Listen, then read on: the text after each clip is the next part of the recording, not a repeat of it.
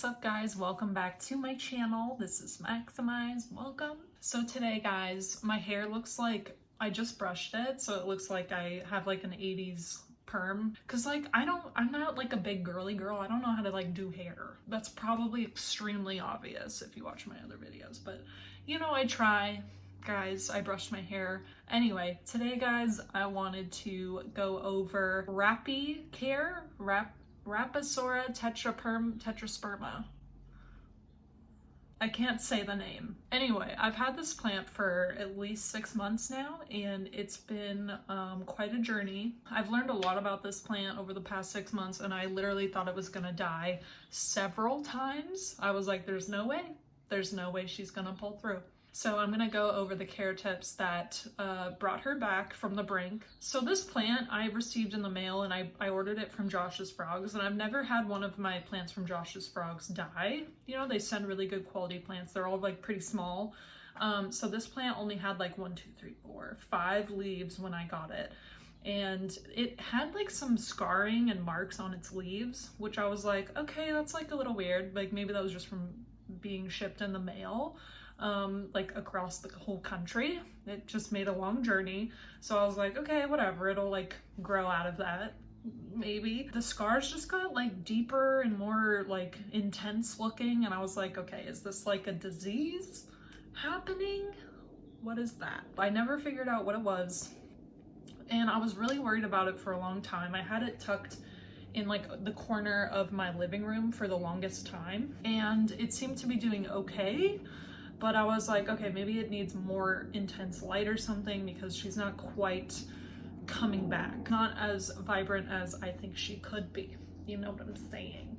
So I moved her directly in front of my southeastern facing window, where it gets like a little, you know, little morning sun and then like afternoon sun, you know, like it gets a lot of sun happening at all times. So I moved her in front of the window, and yo guys, she sprouted like 4 new leaves. So I'm really proud of this fact. 3 of the leaves are not perforated, and that's fine. You know, she was just warming up for the big one, because she just sprouted a perforated leaf, and I'm like so excited. So here's her newest leaf. You see that perforation right there? Killing it, guys. We're killing it here. So that's her newest leaf, and it's bigger than ever and very healthy looking. And look guys, she's already sprouting another one right there. Okay, so clearly I'm like the secret like overall master. But I'll show you the scarring I'm talking about. Like, see all these marks on the leaves here? These are all the original leaves.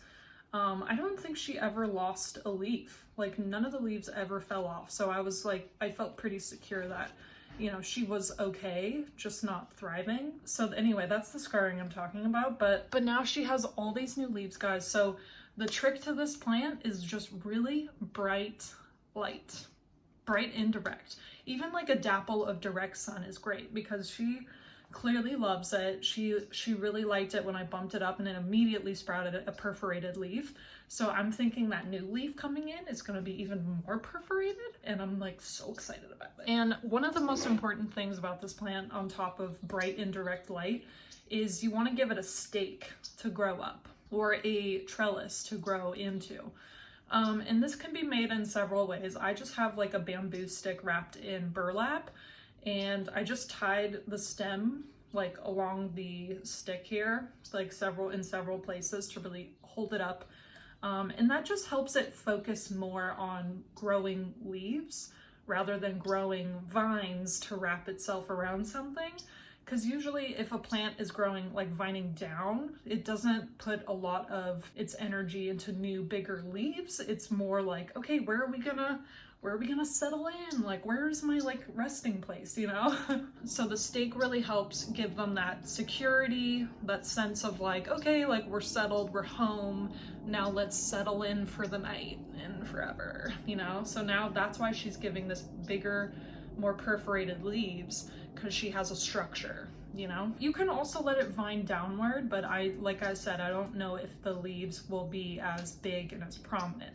Usually the leaves are bigger when they have a stake to grow up. So once you have the stake, you want to keep it in like kind of a smaller pot. They prefer to be a little more pot bound They're kind of similar to like the pothos in a way, where they don't mind being in a smaller pot, and you can keep them in a cute little cover pot like I have here, but it's in a plastic, like, you know, 4-inch pot. But I received it in a much smaller pot. It was like a 2-inch pot. And I repotted it into, what is this, a 4-inch pot?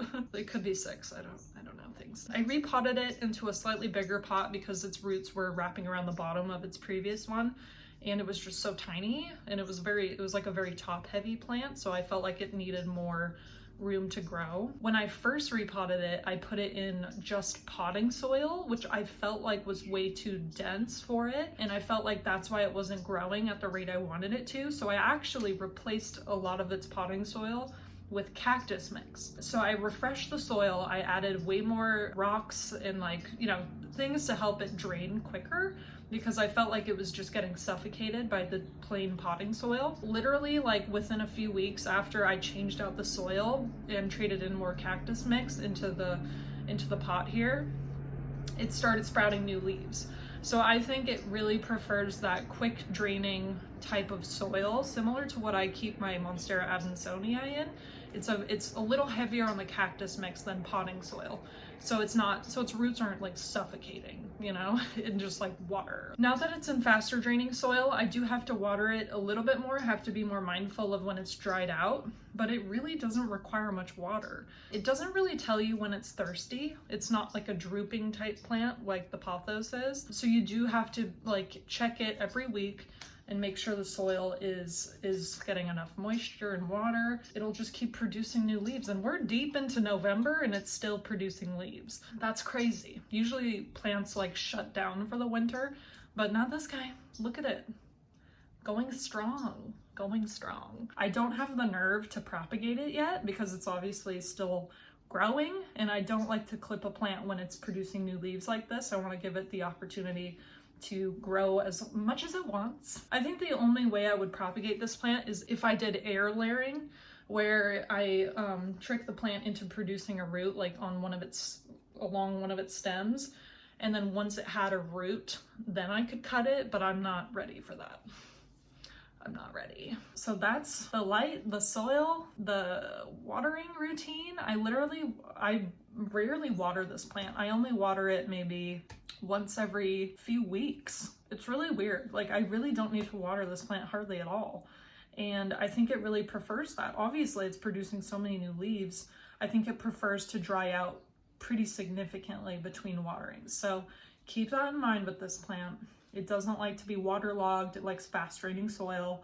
So just keep that in mind, and definitely get a stick. You can just use the stick and just tie it to the stick. Like, that's more than enough.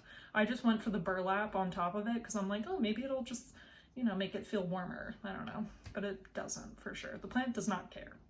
The plant doesn't care. It'll grow up whatever you give it. Oh my God, you guys, Wesley wanted to say hello. Say hello, little buddy. He's gonna look into your soul. So that's it, guys. Those are all my care tips for my Rappy Tetrasperma. It's definitely one of my favorites. I would definitely recommend it for like a beginner. I think it's an easy enough plant. As long as you have really bright light to give her, she will do you proud. She will. I'm holding it really weird. I'm like holding it like a little baby. Yes, hello. I hope these tips were helpful, guys. Please subscribe if you haven't. Please like, please comment, and let me know what you want to see. Please turn on that notification bell so you know every time I post. And I will see you guys in the next one. Oh, also, Wesley and I wish you a happy Thanksgiving. Please be safe this year, and we will see you in the next one. Right, bud? All right.